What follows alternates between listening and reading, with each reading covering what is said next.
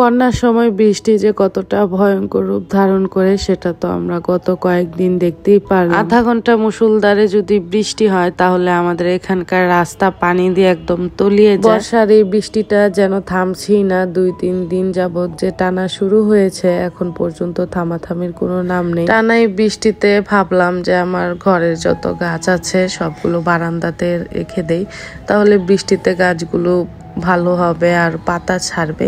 ঘরের মধ্যে গাছ রাখলে না কেমন যেন হয়ে যায়, তাই বারান্দায় নিয়ে আসলাম। যতদিন বৃষ্টি ছিল গাছগুলো ঠিক এইভাবেই ছিল, আর বৃষ্টি পেয়ে গাছগুলো নতুন পাতা ছেড়েছে আর মাশাআল্লাহ এখন গাছগুলো দেখতে অনেক বেশি সুন্দর লাগছে। আসসালামু আলাইকুম everyone, welcome back to my channel জান্নাত রাসেল চিনি ওয়াল থেকে আমি জান্নাত বলছি। বৃষ্টির দিনে বৃষ্টিময় একটি ব্লগ নিয়ে আপনাদের মাঝে চলে আসলাম। আশা করছি আজকের এই বৃষ্টিময় ব্লগটি আপনাদের কাছে ভালো লাগবে।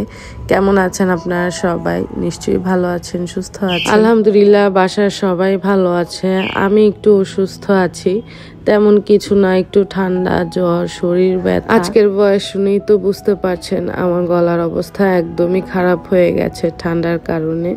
তো যাই হোক, সকাল সকাল আজকে তালের পিঠা বানালাম। গত ব্লগে যে দেখিয়েছিলাম তাল পাঠিয়েছে শাশুড়ি মা, তো এগুলো নিয়ে আজকে সকালবেলা হচ্ছে তাদেরকে পিঠা বানিয়ে দিলাম। আর এটা হচ্ছে আমার সকালের নাস্তা, টক দই, চিয়া সিড, শসা আর হচ্ছে একটা ডিম সিদ্ধ। তানজিম তো স্কুলে চলে গেছে, আরহাম ছিল বাসায়, তো বাচ্চাদের জন্য একটু কোয়েল পাখির ডিম সিদ্ধ করে দিয়েছি, দুধ ছিল সেটা গরম করে দিয়েছি। বিয়ের পর বাবা মার বাসা যদি কাছে থাকে না তাহলে অনেক সুযোগ সুবিধাই পাওয়া যায়।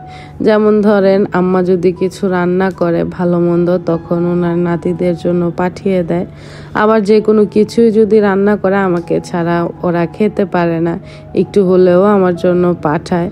তো দুই ভাবি হচ্ছে পিঠা বানিয়েছিল, এগুলো তো আমাদের এদিক দিয়ে নকশি পিঠা বলে বা পাকন পিঠা বলে। তো বড় ভাবি, ছোট ভাবি, তারপর সুবর্ণা, ওরা মিলে পিঠাগুলো বানিয়েছে। সবার নামের অক্ষর ছিল, আরহামের, আমার, তানজিমের বাবার, আফিফের, শুধু তানজিমের ছিল না আর কি। তো যাই হোক, পিঠাগুলো কেমন হয়েছে অবশ্যই কমেন্টস করে জানাবেন। যার কোনো গুণ নাই তার নাম বেগুন, আমারই কোনো গুণ নাই, আমি এইসব পিঠা কখনোই বানাইতে পারি নাই বা বানাইও নাই। আমার পিঠা চিরার মধ্যে তেমন একটা গুণ নাই, আমি এগুলো বানাইতেই পারি না এক কথায়।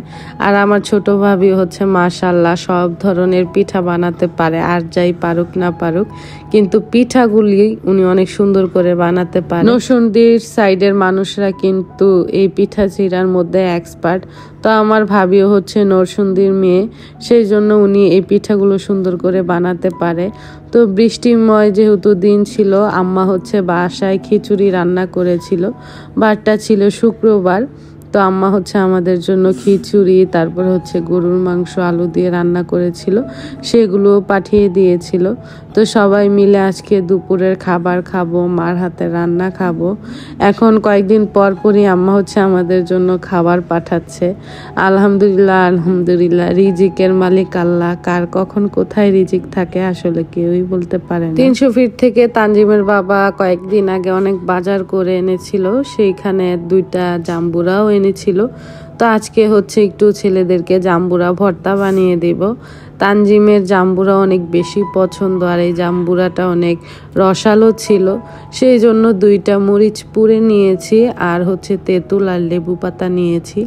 মরিচগুলো আগে লবণ দিয়ে ডলে নিচ্ছি, কমই দিয়েছি যেহেতু আরহাম খাবে, আফিফ খাবে। বাসায় কাসুন্দি ছিল না, না হলে কাসুন্দিও দিতাম। কাসুন্দি দিলে আসলে জাম্বুরা ভর্তাটা খেতে আরো বেশি ভালো লাগে, সরিষার একটা ঝাঁঝালো ফ্লেভার আসে, ঠান্ডার জন্য ভালো।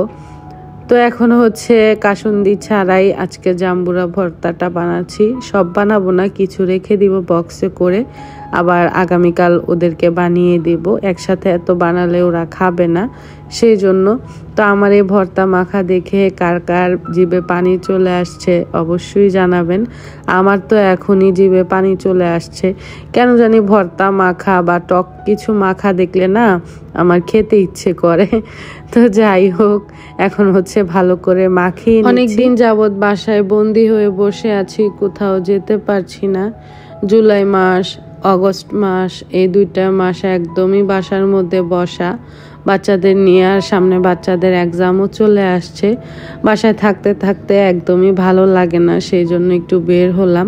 300 ফিটে গিয়েছিলাম, বেশি দূরে যাইনি, যেহেতু এখনকার সিচুয়েশন অনেক বেশি খারাপ। বাহিরে বের হলেও না সময় সুযোগ করে দিন রাত মেনটেন করে তারপর বাসা থেকে বের হতে হয়। আর তানজিমের বাবা তো এখন অনেক ব্যস্ত হয়ে গেছে, আমাদের নিয়ে কোথাও যেতে পারে না।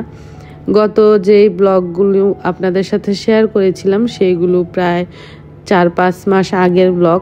আমার নানার বাড়িতে, তারপর হচ্ছে বাড়িতে গিয়েছিলাম। মাঝখানে শরীর ভালো ছিল না, কোনো রকম ব্লগ আপনাদের সাথেও শেয়ার করতে পারিনি, সেই জন্য সেই ব্লগগুলো দিতে একটু লেট হয়ে গেছে। তো যাই হোক, 300 ফিট আসলাম। বাপ ছেলেরা হচ্ছে হাঁসের মাংস দিয়ে চাপটি পিঠা খাবে, আমি আর খাবো না। আমার এমনি শরীরটা ভালো ছিল না, মাথাটা প্রচুর পরিমাণের ব্যথা ছিল। আমি শুধু তান্দুরি চা খেয়েছিলাম, আরহামও কিছু খায়নি। তানজিম আর হচ্ছে আফিফ, তানজিমের বাবা, ওরাই হচ্ছে খাবে। তো ওনাদের এখানে আসলে আমি বসে বসে ওনাদের এই পিঠা বানানোগুলো দেখি আর ভিডিও করি।